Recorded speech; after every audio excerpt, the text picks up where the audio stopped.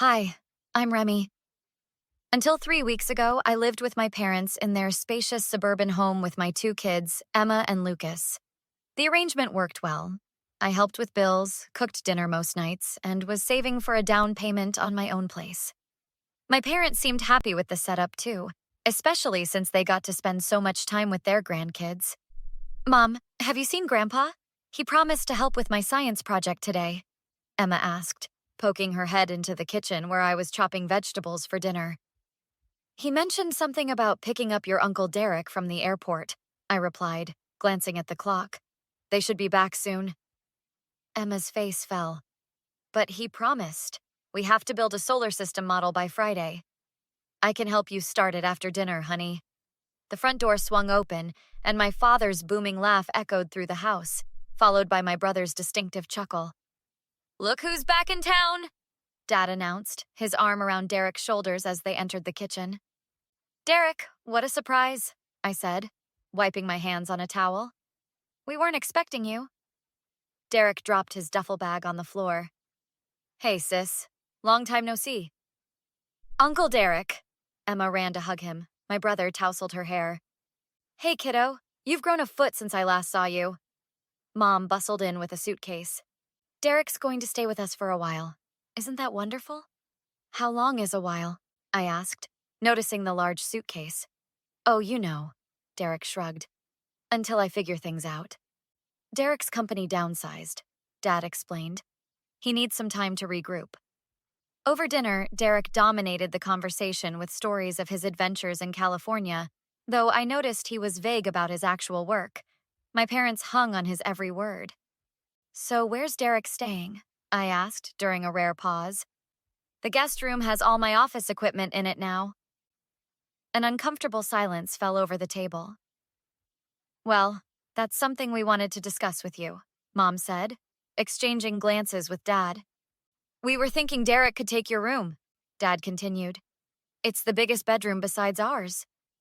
My room? Where would me and the kids sleep? That's the thing, honey, Mom said softly. We think it might be time for you to find your own place. I stared at them in disbelief.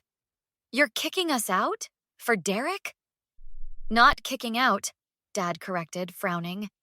It's just that you've been here almost 2 years now. Derek needs family support right now.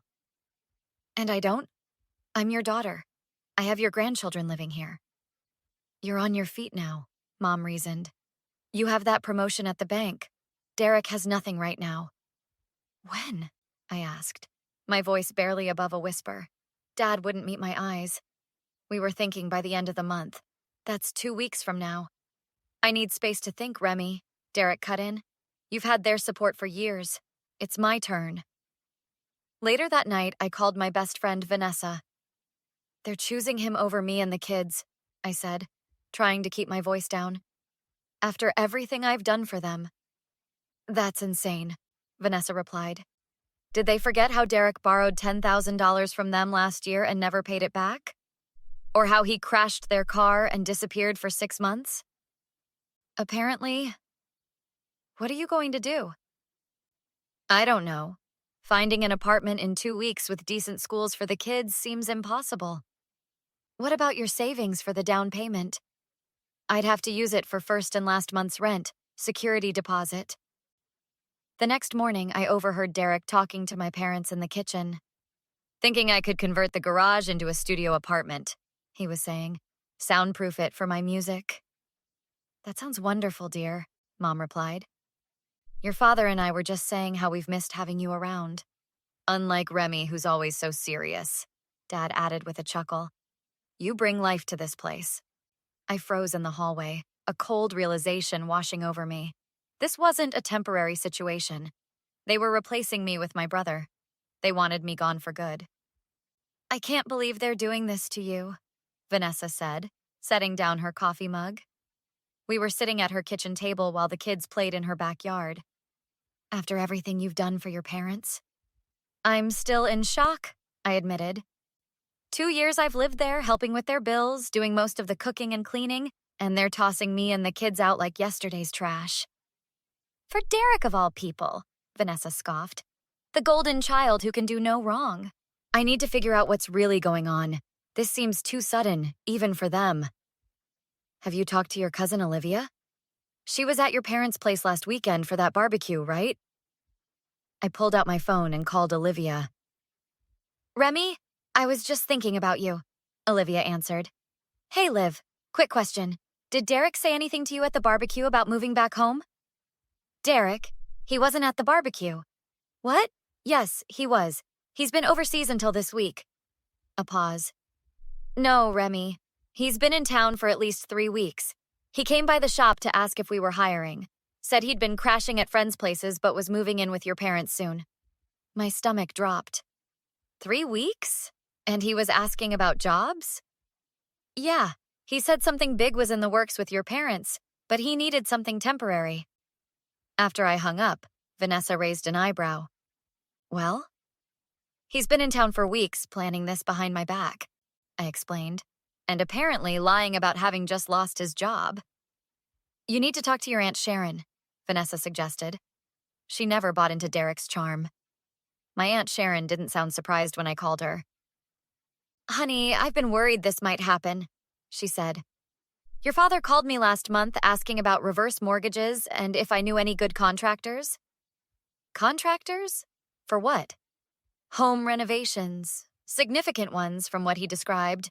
New kitchen, master bath remodel, converting the garage into some kind of studio apartment. With what money? They're always saying they're on a fixed income. That's exactly what I asked. He got very evasive. The pieces started falling into place.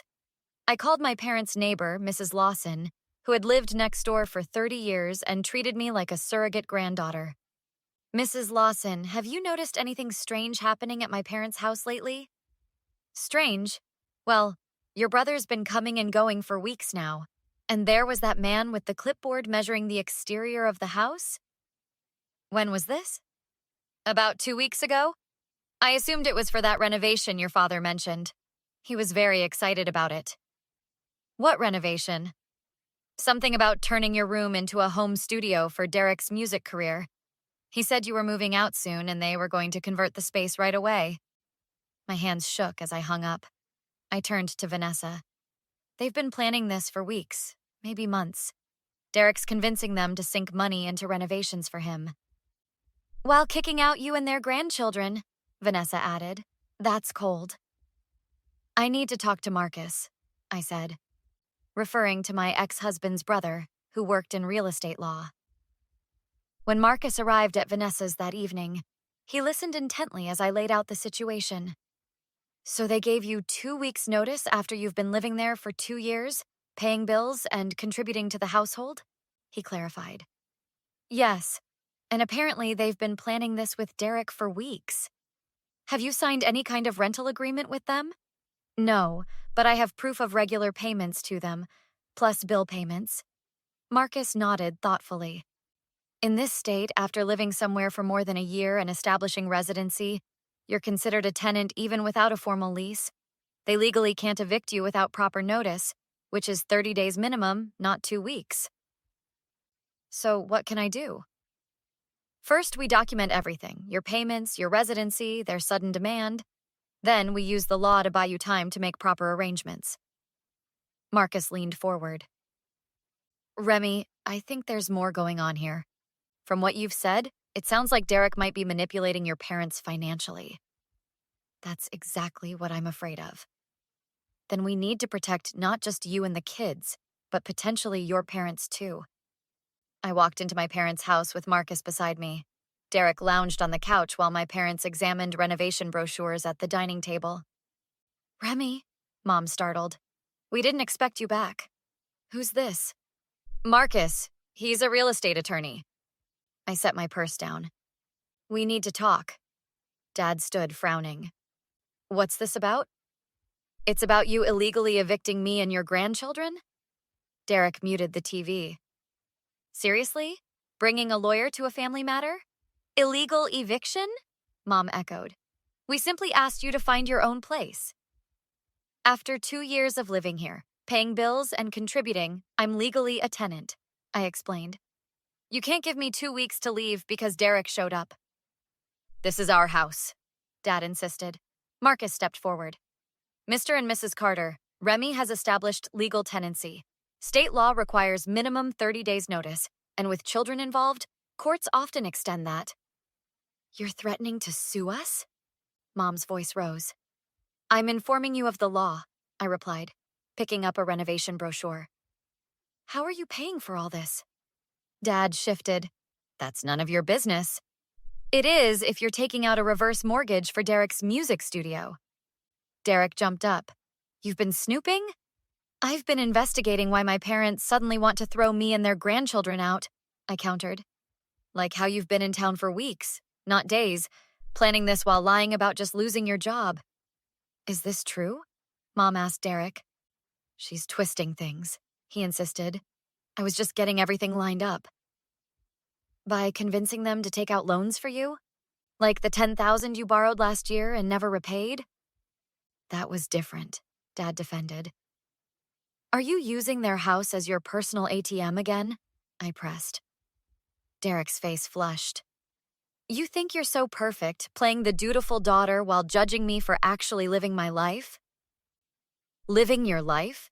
You're 35 with no stable job, manipulating our parents into spending their retirement on your latest scheme? Kids, please, Mom pleaded. What exactly are you planning with this studio apartment? I demanded.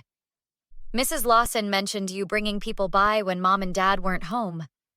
My parents turned to Derek, surprised. What people? Dad asked. Just friends who might invest in my music.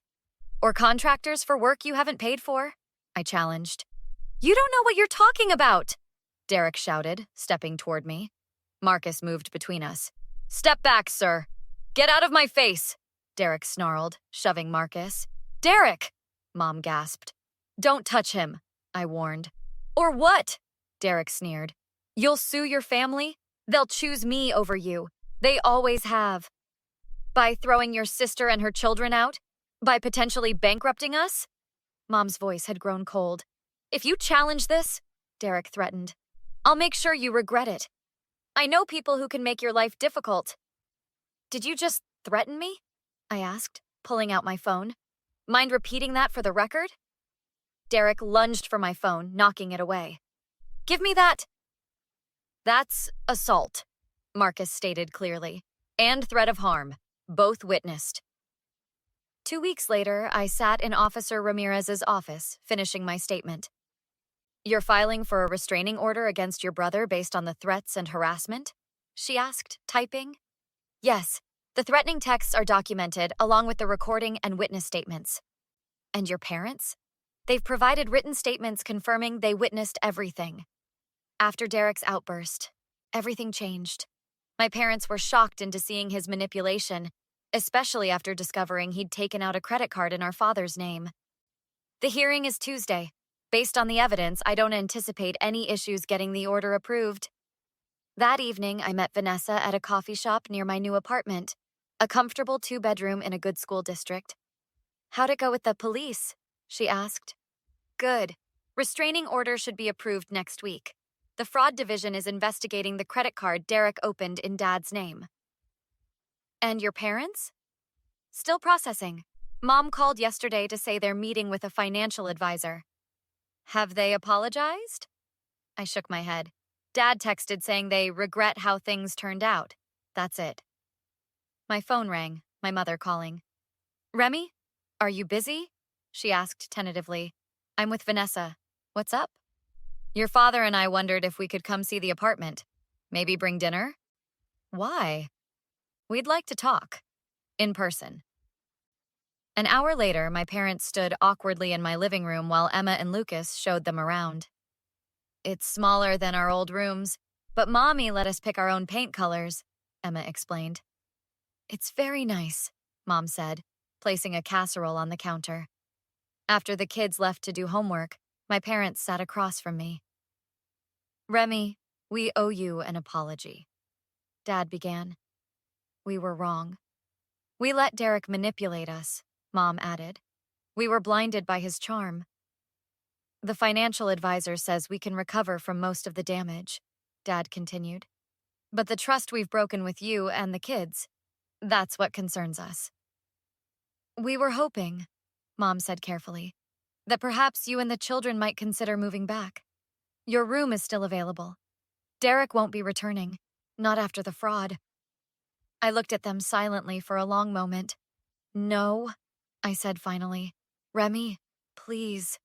It's not about the space anymore. You were willing to throw me and your grandchildren out with 2 weeks' notice for Derek, after everything I've done for you. We made a terrible mistake, Dad insisted. Yes, you did. And I've forgiven you for my own peace of mind, but I will never put myself or my children in that position again. What can we do? Mom asked, tears in her eyes. Respect my decision to build an independent life. Earn back visitation with your grandchildren by respecting my boundaries. And get therapy to figure out why you've enabled Derek for so many years at everyone else's expense. And us? Our relationship? Dad asked quietly. That depends entirely on your actions going forward, I said firmly. I won't close the door completely, but I won't pretend things are fine. After they left, I called Marcus to thank him again. I couldn't have navigated this without you, I told him. You did the hard part, he replied. Standing up to family is never easy. No, but sometimes it's necessary, I said, looking around my apartment. It was smaller than my parents' house, but it was mine. No one could take it away.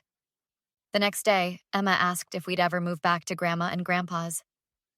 No, sweetheart, I told her. This is our home now. Good, she said surprisingly. I like it better here. No one yells and you smile more. I realized she was right. In choosing myself and my children over toxic family dynamics, I'd found something unexpected. Peace. Sometimes the best revenge isn't about getting even. It's about getting free. What would you do if your family betrayed your trust? Would you give them a second chance or build a new life without them? Share your thoughts in the comments below.